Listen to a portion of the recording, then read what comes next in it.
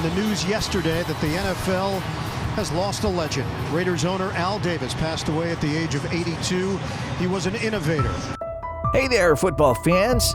Today we're diving into some of the most touching moments ever seen on the NFL field. Remember those times when a team against all odds made an incredible comeback in the final moments of the game? It's like witnessing a real-life superhero story unfold right before our eyes.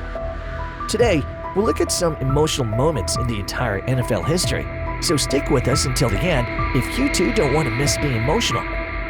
Just win, baby! Al Davis, the owner of the Oakland Raiders, was a big deal in the NFL. When he passed away in October 2011 at 82 years old, it felt like the end of a really important time in football history. The day after Davis died, the Raiders had a game against the Houston Texans.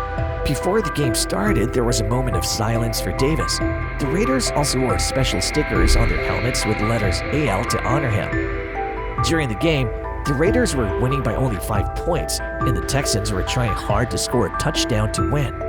But then, a player named Michael Huff from the Raiders intercepted a pass from the Texans quarterback Matt Schaub, which secured the win for the Raiders. After the game ended, the Raiders head coach Hugh Jackson was so overwhelmed with emotion that he dropped down to one knee and started crying hard. It was an emotional moment for everyone involved. Michael Huff, talking to the Associated Press through USA Today, said, quote, "We believe he's watching us from above. This win is dedicated to him. I'm grateful for everything he did for our team. In our hearts, he's always here with us. We'll never forget him. He's part of us forever." Interestingly, the Raiders made a mistake during the deciding play by lining up with only 10 players on the field, which was a bit strange. But in the end, it didn't matter because Michael Huff, the guy who intercepted the ball, was the hero. Al Davis would have probably loved this unexpected and unconventional victory. Eric Berry returns. Just before his 26th birthday, Eric Berry, who plays for the Kansas City Chiefs, found out he had cancer called Hodgkin's lymphoma. It was a scary time for him, but he promised he'd come back stronger. 10 months later in September, just like he said, Berry was back on the football field at Arrowhead Stadium. The crowd cheered loudly for him.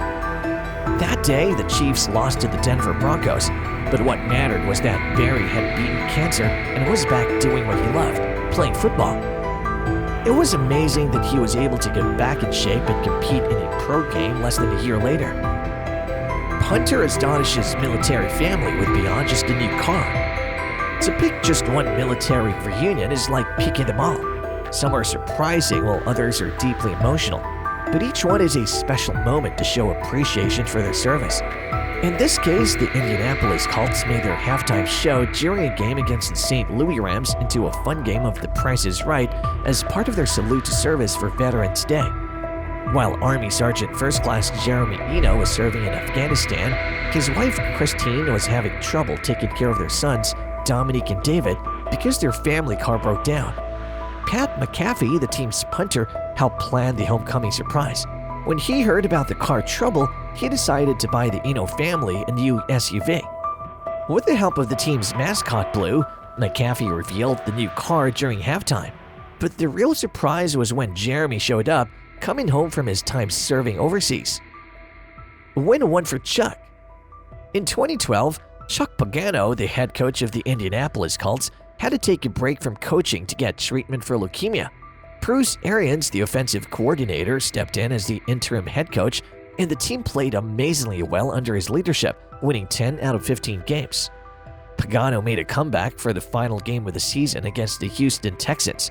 After the game, he told reporters that the best medicine he received during his treatment was watching his team play every week. Even though the Colts had already secured their spot in the playoffs, they played with great energy and dominated the game against the Texans.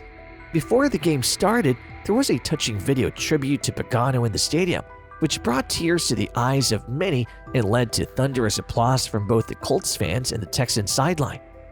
Brett Favre, with a heavy heart, delivers a standout performance on Monday Night Football.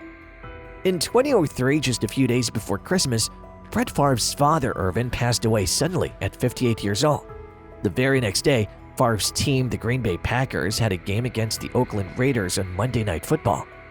Favre admitted that he had a brief moment of uncertainty about whether he should play or not. Despite his grief, Favre decided to take the field, and it seemed like something beyond himself was guiding his plays. In an amazing first half, he threw 4 touchdowns and gained 311 yards against the Raiders. The Packers won the game easily, and everyone who watched was amazed by Favre's incredible performance. After the game, Favre said, quote, "I knew that my dad would have wanted me to play. I love him so much, and I love this game. It meant a great deal to me, to my dad, to my family, and I didn't expect this kind of performance, but I know he was watching tonight." The league's youngest coach. When Braylon Beam, a 6-year-old boy, appeared on the Ellen DeGeneres show in May, he became a sensation on social media because of his Just Keep Dancing campaign. He started the campaign to help himself cope with chemotherapy while he was being treated for a brain tumor. Braylon also mentioned on the show that he wanted to coach the Carolina Panthers one day.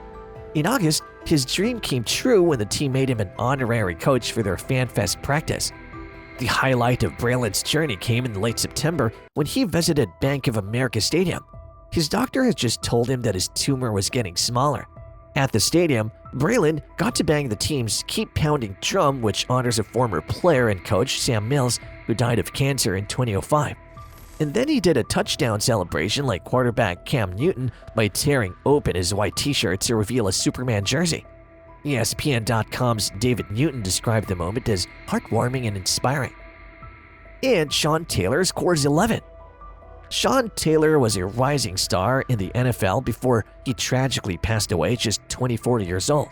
He had achieved great success in college football, winning a national championship with the University of Miami, and was drafted as the number 5 pick by the Washington Redskins in 2004. Taylor had earned 2 Pro Bowl selections before his life was cut short.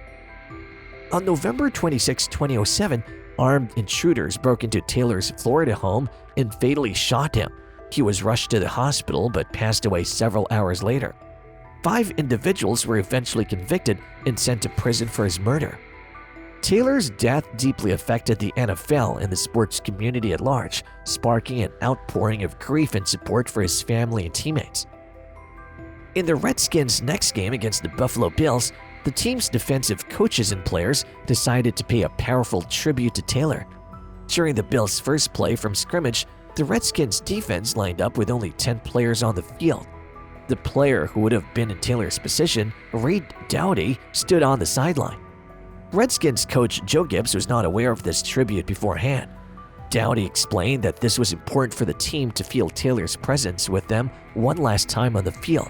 He emphasized that Taylor would always be remembered and cherished by the team, but this gesture was particularly special.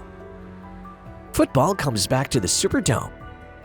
After the New Orleans Saints won the Super Bowl in February 2010, the sight of MVP Drew Brees holding his young son symbolized hope and the promise of the future.